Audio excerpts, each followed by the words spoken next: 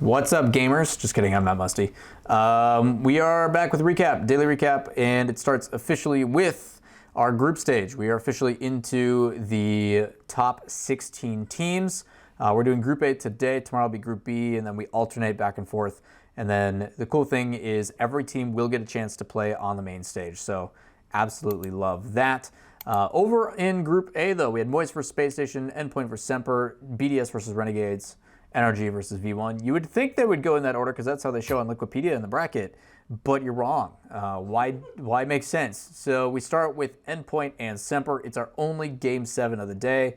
I actually watched this on the Rizzo Athena stream that they're doing for their view party alongside Subi, CJ's dad, Stax was there, Musty was there, so we were doing bets and stuff like that.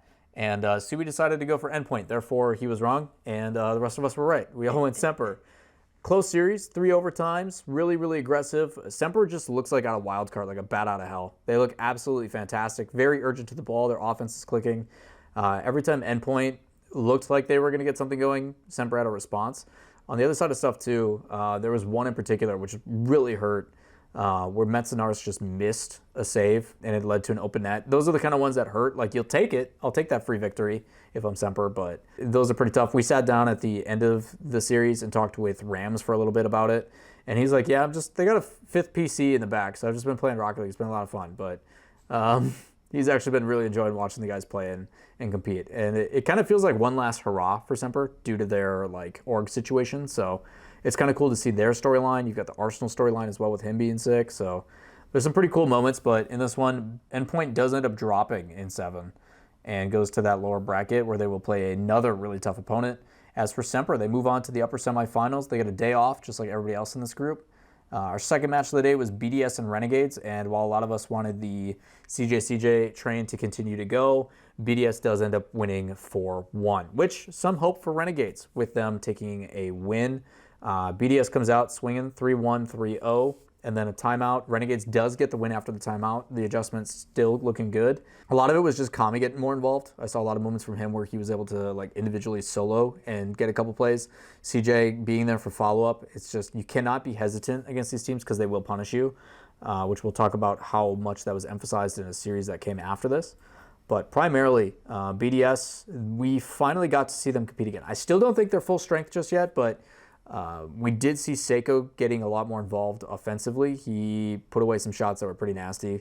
Monkey Moon continuing to do what he does, but BDS came to play. It's good to see that no teams were just a walk in the park. It wasn't just completely one-sided. So you always get a little bit nervous about that. I wasn't sure on what the impact was going to be, but 3 out of 4 wildcard teams ended up progressing forward. So we'll see if that continues to make an impact in Group E. It's something that I'm gonna have to pay attention to. So BDS does win. Some close series overall. It got better in the end for Renegades, keeping it close, another OT, all 1-goal games after their win. So Renegades, I don't count them out yet, and a lot of people cheering for them. Ironically enough, now that we're in North America, minor regions or expansion regions and NA teams cheered for. EU teams, not. So it's kind of how it's going to go. It's the flip of London. We then go to a third series of the day, V1 versus NRG, and my goodness, V1 never done. Looking good, boys. 3 OTs, all 1-goal games. Super close series, but V1 playing their play style and also very aggressive. This is a sweep, but NRG do not take them lightly. They look threatening. I talked about it. There was a psycho goal from Justin.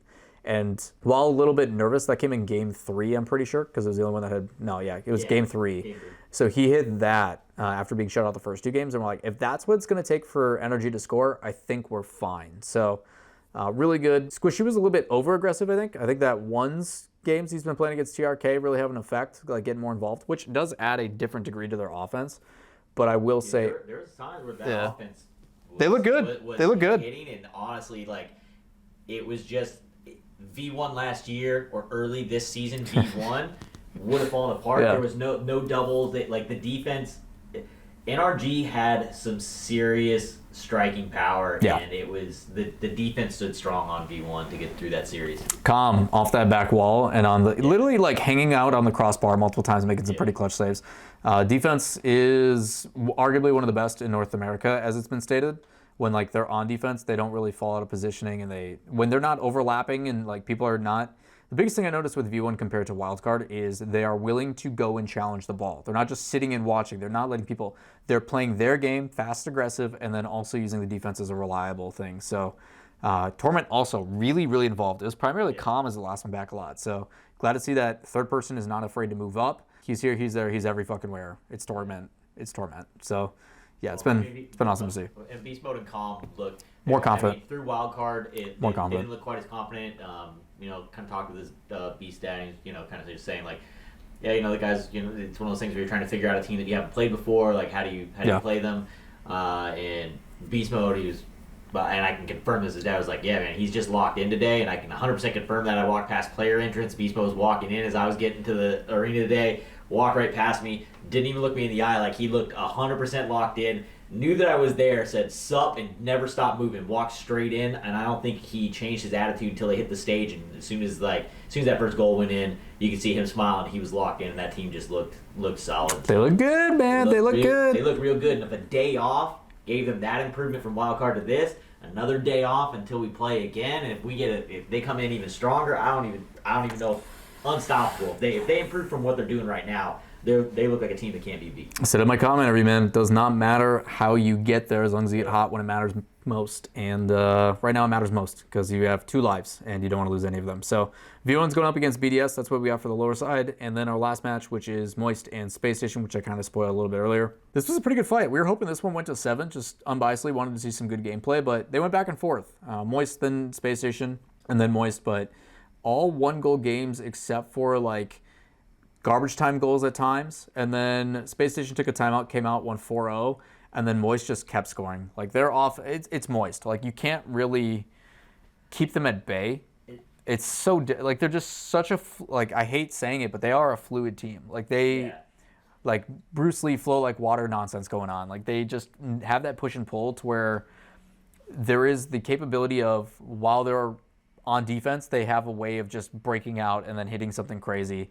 And then at the same time, like when they're on offense, it doesn't look repetitive. Like the shots, the creativity, the way that they go about attacking the net is always different. Yeah, it's never like, okay, we're going to test you. Oh, we almost made it. Let's try that again. The next look is always something different. You have to always be waiting to play through that. And on the other side of that, it's the storyline on the side of SSG with Arsenal, and like, man, the fact that he's performing at the level that he is, with as sick as he has been, is amazing. But it's one of those things that, like, if they get knocked out, 100% that question's gonna be, man, what would this world have been if Arsenal was 100%? What is the outcome? Because a lot of people cheering for that storyline. Rippling effect through who's in, who's out, how these performances, the seeding, it would have changed the entire bracket. So it's definitely one of those things. It's like, it's a storyline.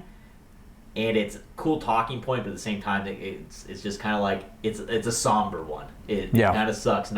You want at the end of the worlds everybody to be 100% and have that. No excuses. And he's putting in 110%, which is getting it done. But like that 110% is 90% of his normal self. Yeah, it's a tough one, but that does make Moist win and go into the upper semis. So you got 2 EU teams at the top with Moist and Semper, and then BDS and V1. V1, the last NA team in that upper bracket. Lower quarterfinals is going to be Space Station versus Endpoint, Renegades versus NRG. So again, it's just stack group after stack group. I absolutely love seeing this stuff play out, but only on 1 life already. You're talking between Space Station, Endpoint, Renegades, and NRG. 2 of those are going home. Yeah. Like, they can't, like, it's pretty nuts. If I had to bet, it'd be Space Station and NRG are going to progress forward, but you just never know. Yeah. So That would be my bet too, but I'll tell you what, man, I'm here for the CJ not having to grace the desk at Worlds. Like, CJ in the finals, let's do it. I'll take a V1 Renegades grand final. I'd be all for it. That would be me too. It's a free dub. That's what I mean. We stack up pretty well on them too, so that's kind of nice. CJ, you're allowed to go all the way to grands, but you're not allowed to win it, my friend. I'm sorry. Crazy stuff. Tomorrow, or the start of today when you guys see this, G2 Optic, Furia K-Corp, FaZe the Club, Team Falcons, Dignitas. Those are your 4 matches. They're going to be absolutely fantastic. But I have to burp because I am hungry. That's what my stomach does. I don't know if that happens to anybody else, but when I'm hungry... People like get done and that's the compliment to the chef. You're like yelling at the chef, feed me. Yeah, when I'm hungry, my stomach is like telling me verbally to like go get food. So that is a good sign. But overall, good day, super clean. Love to see it. But But that is going to do it for me. As always, like, subscribe, notifications, helps out greatly. Comments about anything you guys have down below. I'll leave links to brackets and everything. Don't forget, if you guys go to Liquipedia and click on the World Championship thing, at the top there's tabs where it just says Group Stage. You just click that, it breaks it all down, tells you all the details. So, been a blast hanging, talking with everybody. We did a watch party for like an hour and a half with a bunch of people. That was super cool to see games play through. You have all the like PC setups next to each other, so you just hear people yelling at each other. It's been a blast. So looking forward to meeting more people tomorrow. But that does it for the video, and we'll have another recap for you guys the next day. Deuces.